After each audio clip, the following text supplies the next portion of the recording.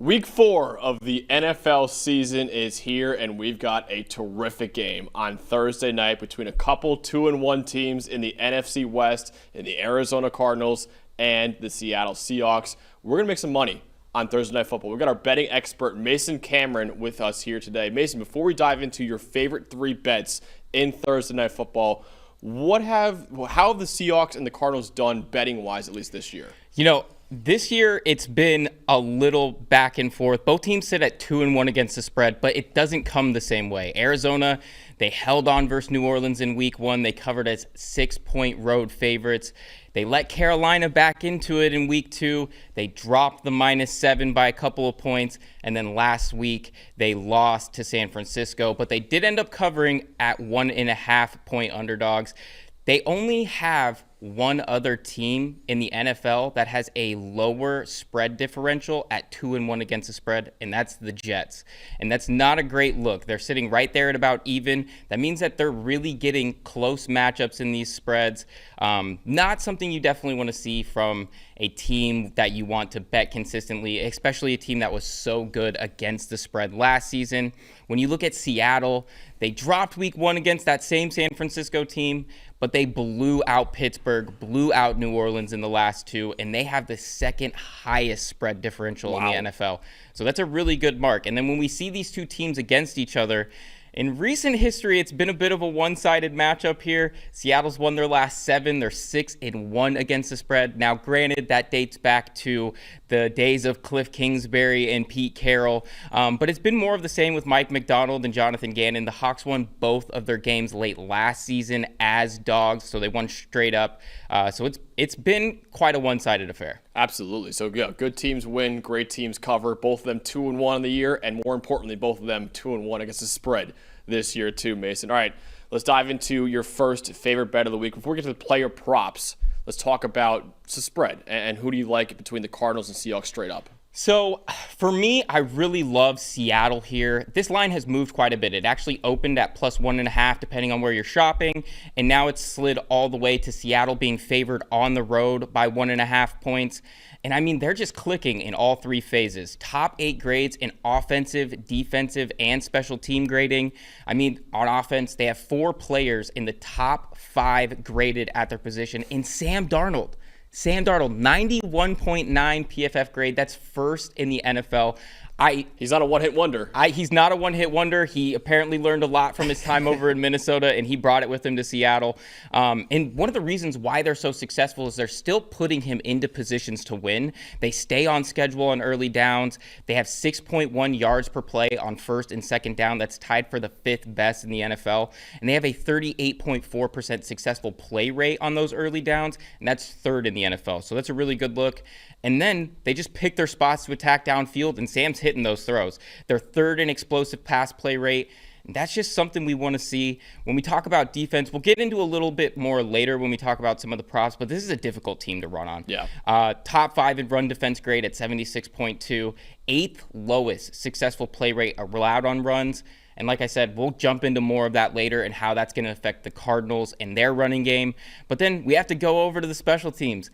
My guy, Torrey Horton, big punt return for a touchdown. I talked about this with Judah on the PFF betting show. This is a Torrey Horton household, and he showed exactly why. Dude, you love Torrey Horton. I remember on the Day 3 draft show last year when you joined us, and you were like, listen, I haven't watched a lot of college football this year, but the little I have watched, I know I love Torrey Horton. So you were dead on about that, and he had a massive play. He's been making big plays for Seattle this year, too. And he's going to continue to get more involved. Yes. You can definitely bet on it. Absolutely.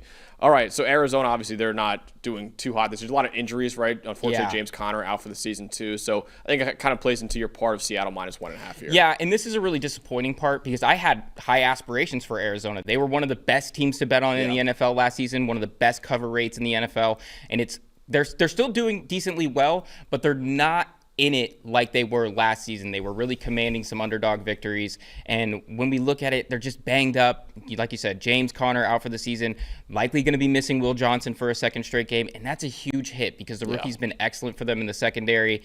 Garrett Williams also on the IR. Is going to be on the IR for a while now. Still no Walter Nolan, who started on the PUP. And Paris Johnson's probably going to be a game time decision in this one. So it really puts them behind the 8 ball. Not something you want to see. And just add that to some of the brutal mistakes. I mean, everybody's been talking about the Marvin Harrison Jr. drop. He's had 2 sort of inexplicable drops in the last 2 games. That's not something you want to see from a guy that's so talented as him. And then that's just going to put a lot on Kyler to win this game. And we know what happens when you put too much on Kyler's plate. He's an excellent player, but that is a lot to ask for anybody. Yeah, so I really love Seattle -1.5. I like it too, and it's just so weird with Marvin Harrison Jr. considering how amazing, how reliable he was at Ohio State, and just the struggles he's had through 2 years so far. It's unfortunate, and all the injuries you mentioned too. So the last year's first-round pick and Marvin Harrison Jr. struggling, but then this year's first-round pick, Walter Nolan, still hasn't played yet. Will Johnson's been great so far, is hurt too. So then James Conner, who's a great running back, is now out for the year, which is really, really unfortunate. So Seattle -1.5. Before we dive into the best player props for this Thursday night football game, got to talk about the PFF Plus app. You can download it right now with the Apple Store, Google Play Store, wherever. It is the best subscription in sports, and this app will make you a ton of money. So any money that you spend on PFF Plus, you'll make it back and then some with all the betting tools that we have for you guys. Get your PFF Plus subscription for the data trusted by all 32 NFL teams. By the way, this isn't the only betting content here on the PFF NFL show. We have a betting show with Mason, Ben Lindsay, and Judah. That'll be on Fridays at 10 a.m. too. So check them out because they do a phenomenal job breaking down the entire Sunday slate and Monday Night Football as well. And if you want to get 25% off PFF Plus, which you should, you can get it using the promo code PFF NFL Show 25 to get 25% off PFF Plus right now. All right, Mason. Let's dive into this app and show off just how incredible this app is with your favorite player props on Thursday Night Football. What's your favorite prop bet of the week? So we talked about Seattle's run defense and how strong it's been. So I'm actually going to be leaning on the Trey Benson unders here. I have him at under about 58.5 rushing yards. You can get it in some other spots as well. At -110, like we said, no James Conner. So obviously Benson's going to be in line for a big workload, but I have some reservations on what he's going to be able to do sustainably. He's shown some flashes, but we have some issues up front that I want to sort of talk about here. The Cardinals offensive line, 31st in run blocking grade at 50.0. Again, not a great look there. 26th in impact block rate at 38.6%, which means that they're just not pushing guys downfield. So for anybody who doesn't understand, an impact block is when the offensive lineman goes above and beyond what they're doing to displace defensive linemen, to flatten them, to create wider holes, things like that. And again, the Cardinals are a 26th in the NFL in impact block rate. And they're 21st in yards before contact per attempt at 0.9. Now, that's not as bad as some other teams that we tend to talk about when it comes to struggles before the contact, but it's still right there around that middle of the pack. Nothing super impressive about that. But then when we look at Seattle's defense, they're third in yards per carry allowed at just 3.2. They rally to the ball, and they're first in yards after contact per attempt with just 2.1 allowed. So they really get after it. They really rally to the ball and get more bodies to stop guys. And when you talk about a matchup to watch, Leo Williams on the inside versus Isaiah Adams, Leonard is top 5 in run defense grade at 81.2. Yeah. He's an absolute monster. And Adams, when we look at his side of the ball, 71st out of 73 guards in run blocking grade, just a 38.1 grade. So that's going to be a tough draw for him. They're really going to have to find some ways to manufacture some runs if they're going to get Benson into space. Because the big problem for Benson is that his after contact metrics are actually inflated. 64.8% of his rushing yardage has come just from 2 carries. 42.8% of his carries have gone for 1 yard or less. So that's not something that's going to be sustainable in terms of his ability to break this game open, especially if the Seahawks are not giving him a lot of space to move. And when we talk about Seattle, they have the lowest allowed percentage of runs of 10 or more yards at just 2.6%. That's just 2 out of 78 carries. Yeah, I mean, if you look at Trey Benson and what he's done this year, too, he's gone under that number in 8 of the last 10 games. And I know it's different now with James Conner now out for the season, but still, I like that bet a lot, too. I think Trey Benson against a pretty strong Seattle run defense and a Arizona offensive line that has struggled. And now with some injuries too, like I mentioned before, Paris Johnson Jr. is still hurt too. Yeah, I like that under too. Let's go to Seattle side, Mason, with your favorite over bet of the week. So we talked about it. How can you not like how Sam Darnold is playing? It's been excellent. So I'm going to be taking him over 1.5 passing touchdowns at plus 153. The hit on this in the last two, this offense just stays on schedule. They pick their spots to attack downfield, and I think that this team can really win out of play action this week. Arizona, like we said, banged up in the secondary. No Garrett Williams, likely no Will Johnson again this week.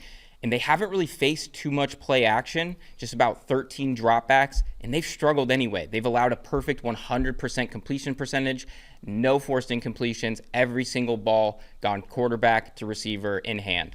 And when we see Seattle, they really like to run out of the play action. They have the 12th highest play action rate, and they've scored on play action looks in the red zone. Specifically, that's where this is important. Darnold has thrown 2 touchdowns in the red zone off of play action looks.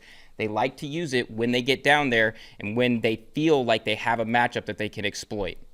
Yeah, absolutely. Look at Sam Darnold right now. You see that overview, which you can see at the PFF app too. And Arizona runs 2 high defenses at 3rd highest rate in the NFL. Sam Darnold is the highest graded quarterback right now against 2 high coverage shells too. So the highest graded quarterback in the NFL, Sam Darnold. Betting the over on him is probably pretty smart in this game, especially considering you mentioned before, Mason, Will Johnson, a little questionable for this game, too. Maybe the top cornerback in Garrett Williams, Syracuse legend as well. He's also questionable for this game, too. So there's a lot of injuries in the Arizona secondary right now that should lead to Sam Darnold at least hitting 2 passing touchdowns, which he's done in the last 2 weeks, too, against Pittsburgh and New Orleans. He had 2 passing touchdowns in each of those games, too. So, again, you can see on the right side of your screen right now, this PFF app is available to you guys with a PFF Plus subscription. Again, the best bets on the market are available here on the PFF Plus app. Download it right now. Use the promo code PFF NFL Show 25 to get 25% off your PFF Plus subscription. And check out Mason, Judah, and Ben on the PFF NFL Betting Show every Friday morning at 10 a.m. to get the best bets for Sunday and for Monday Night Football. But to recap for this one, the best bets for Thursday night between Seattle and Arizona. Seattle minus 1.5, Trey Benson under 61.5 rushing yards, and Sam Darnold over 1.5 passing touchdowns. For Mason Cameron, I'm Max Chadwick. We'll see you guys next week for the best bets of Thursday Night Football.